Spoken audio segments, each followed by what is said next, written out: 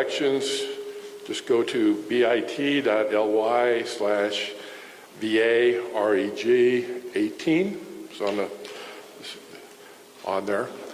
And so, again, registration, enablement of the poor people, and then analysis of legislative actions in the light of the new moral narrative we're creating is what we're all about. And we hope that you will realize what power we have together after being with us tonight. And I'd ask you to join us. We'll help you find a way to contribute to the campaign. So let us go forward together, not one step back. Thank you.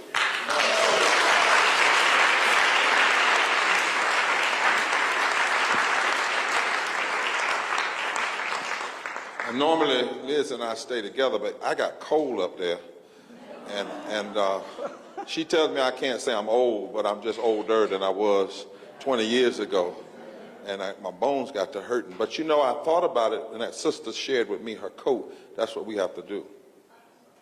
That's what this movement is about. It is about saying, if it takes for you to stay in this movement, I will share what is necessary for you to stay on the front lines until we win.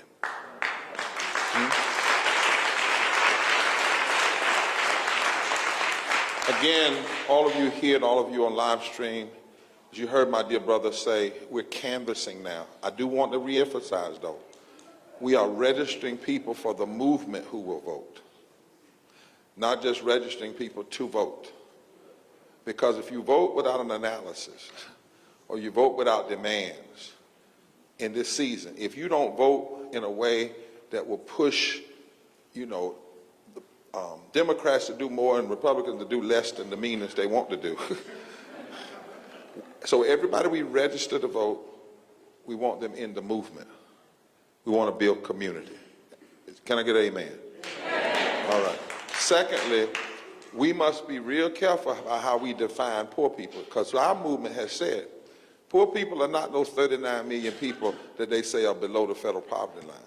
There are 140 million poor people. That means there are people who don't look like our image of poverty, but they're poor. They're a paycheck away. They have something, they have a front, but underneath that, and we need to be inviting, because this society has taught them to act like they're not connected, right? So as you move into all the communities. Thirdly, this isn't playing, y'all. We're going to have to fight. And I mean fight non-violently, but we're going to have to fight. We won't win these things by just going to a hearing asking for them. Not one thing that we hold true today was won like that. Social Security, labor rights, abolition of slavery. It wasn't won like that. It was won at times when people were even willing to put their bodies on the line. And they were willing to scream and to holler and to vote and to demand, even when they were told to shut up. Dr. King was told in Birmingham Bill, why don't you just be quiet and just wait? And he said, we are the longest waiters in history. Comes a time you no longer wait. You demand what is right. Non-violently, and non-violent movements that demand work. One of our leaders told us one day, said, poor people and impacted people only have two options: non-violent agitation, massive voter registration and participation, or guns. And we don't choose the guns because even in history, that's violent revolutions fail, because the empire uses the violence against those. You see what I'm saying? So this is going to cost. I'm just being real. When we talk about organizing 35,000 people, 25,000 people in the state, it may take 10, 15,000 of them all being in jail at one time to force a change in the narrative.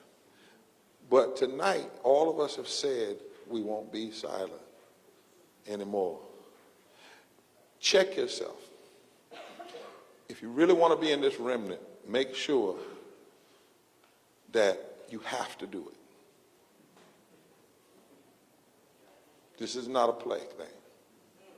That if you don't do this, people will die. And people may still die, but we're not going to let them die in silence. Somebody said every crucifixion needs a witness. We're not going to allow this to happen to people anymore. So we got to be prepared to fight. We also need Virginia and all these other states, because you have to build this. We believe in state up. It's not helicopter leadership. Liz and I come here out of love. We come here to help us keep moving and sharing it around the country. But we know that we need more of these hearings, just like this, across the state to help build. There are a lot of people that just don't know how bad it is. If they knew, they would get up and be active. There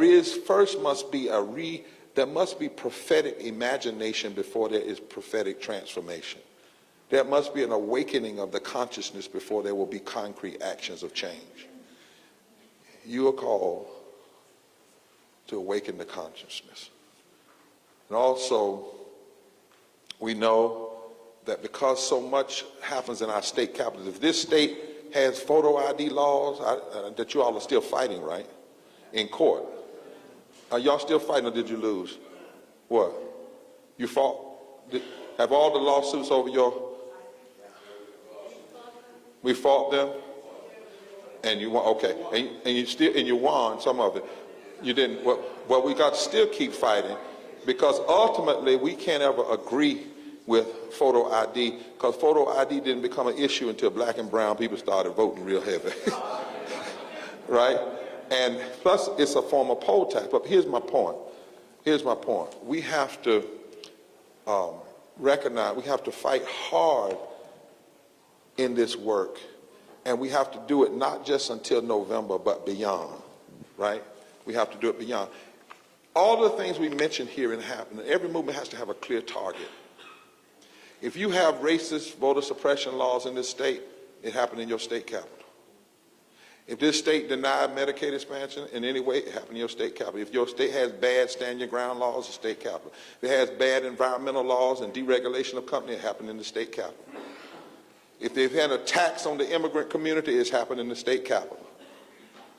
There's been attacks on the LGBT communities, LGBTQ community, it's happening in the state capital. If education is not funded as it should be, state capital. If your school systems are resegregated, it's because of the empowerment of the state capital and state legislature and the government.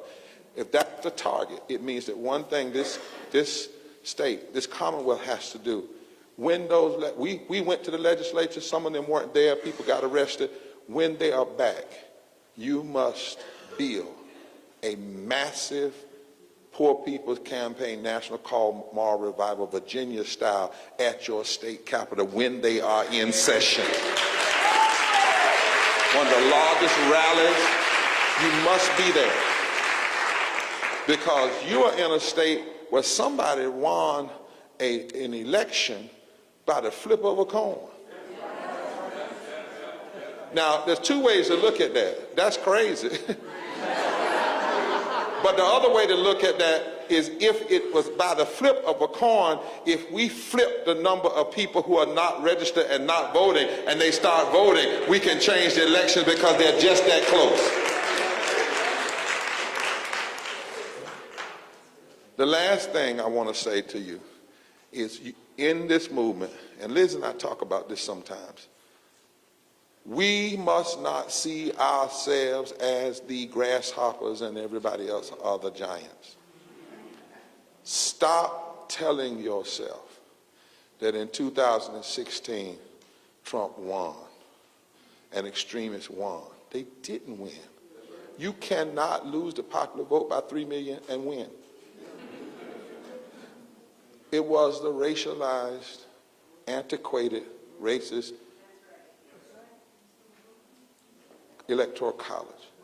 It was 97 million people staying home because the politicians aren't touching their moral minds and imaginations and aren't calling the names of the real conditions. It was 250,000 people being suppressed in Wisconsin, for instance, and Trump wins by 28,000 votes. It was in Michigan, 10,000 votes, and hundreds of thousands of poor and impacted people.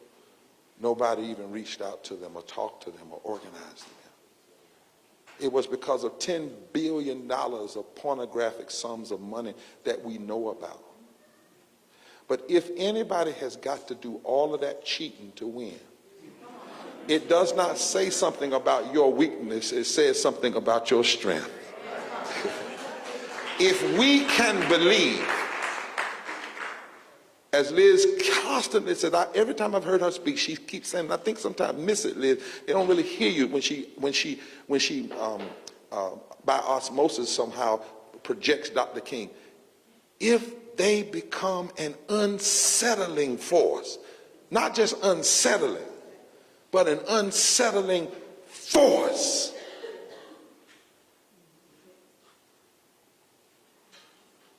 and organize and mobilize and commit to a long-term movement, not just an organization, and believe that what we stand for is the right thing, and this is the right time. That force, the force of love, the force of truth, the force of justice, can in fact transform. We're not losing. What you see happening in America really is what in South Africa they once said was, a dying horse always kicks the hardest. We're seeing the grasp of life of extremism, the attempt to stop the third Reconstruction in America, that really a future that can't be stopped, it can just be delayed. And we have to be the ones to say no to the delay. The time is right now. I cannot tell you much as we close. And I thank you all for allowing me to talk, because I really didn't feel like talking today. I've been some stuff went through the last couple of days, and I guess sometimes my strength comes as I'm talking, because I've really been hurt over the last couple of days, some things that happened to my mother and all of the floods and whatnot. But I want to say this to you, lastly. It's a call to action. When we started the Tomorrow Monday campaign in North Carolina, they told us we couldn't win. Supermajority legislature. They spent $6 million of our money against us on voter suppression, governor's office, all that stuff. And we didn't win everything. 17 people went into legislature when they were in session. It wasn't that they arrested me. It was when that day they arrested a woman with cerebral palsy in a wheelchair. That was the front page story. And then the next Monday. And for 3 years, every Monday, not 1,000 people every Monday, sometimes 100, sometimes 50, but the consistency of it, the constancy of it, the moral clarity, the clarity. And then when we started fighting, we didn't have any lawyers. I didn't tell the folk the first Monday, I don't know how we're going to get out of jail. But by the end of the summer, we had 120 free lawyers. They had $6 million and a bunch of lawyers. We had pro bono lawyers, and then a wealthy firm said, we keep seeing y'all on TV fighting. How long are y'all going to fight? We said, till somebody helps us. And so that firm said, okay, well, we're willing to put up several $1 million of our lawyers. If y'all are willing to fight, we've been itching for a fight. You don't know who will help you and what's available until you stay out there long enough and keep making the noise. We started with 17 on a Monday, and by in April, and by the next February, 100,000 people showed up at the state capitol in the middle of winter. It's not an anomaly. People coming together is not new. Black and white people came together in the 1800s. Black, white, Jew, Christian, and Gentile came together in the 60s. It's our time to come together now. And this room can build and build and build until I pray that the day, soon and very soon, we hear this. Breaking news from Virginia. The Poor People's Campaign, a national call for a moral revival, has just taken over the state legislature. They have a list of demands. They have a moral budget. Thousands and thousands of people are coming, and they are declaring that they're not turning around. Breaking news. the Speaker of the House and the Senate Pro Tem have given them their demand, their meeting, and have decided that they cannot resist this unsettling force of poor, impacted people, religious leaders. I pray that soon and very soon, hopefully in the next year, a sound will be heard from Virginia, and it is not the sound of the beginning of slavery that happened 400 years ago, but it will be the sound of the beginning of the freedom of a new movement in this state. God bless you tonight.